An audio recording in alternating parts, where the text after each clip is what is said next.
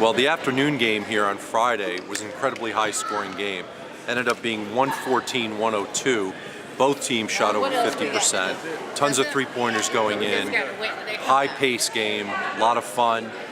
Some of the players who played the best. On the losing side, Desi Rodriguez from Seton Hall had 24.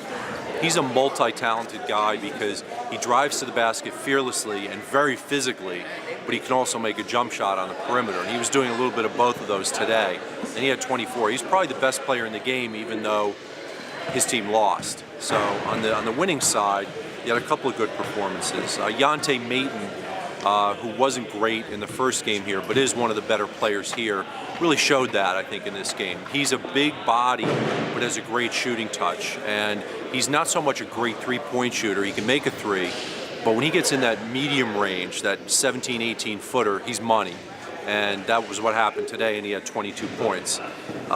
Another guy who played really well in the first game was Thomas Wilder from Western Michigan. And this is a guy, his team wasn't great. They were about a 500 team in the Mid-American Conference, but Wilder is really a polished player, and that's the word I always think of when I look at him. He never looks like he's being overly physical. He can get by you, he can get separation from you, and he kind of glides. He's got that gliding quality to him where he scores and it seems to be almost effortless for him. I used to live in the Midwest and I know the MAC conference real well, and so a guy like Wilder is not a surprise to me, but he's a guy that didn't get a lot of publicity during his career, so him coming in here and showing as well as he has really shown up. It's a guy like Wilder, has really done well for himself here.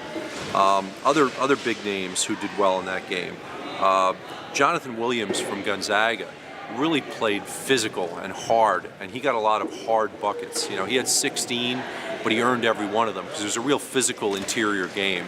And Jonathan Williams did very well for himself. But again, that's one of the players that people felt was one of the top guys to play this year, so it wasn't a surprise.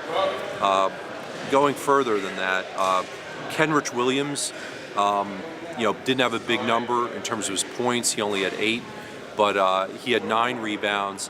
And he's one of those guys that you look at and you could see him in an NBA game because he can make plays from all over the court. He doesn't have to be a principal scorer,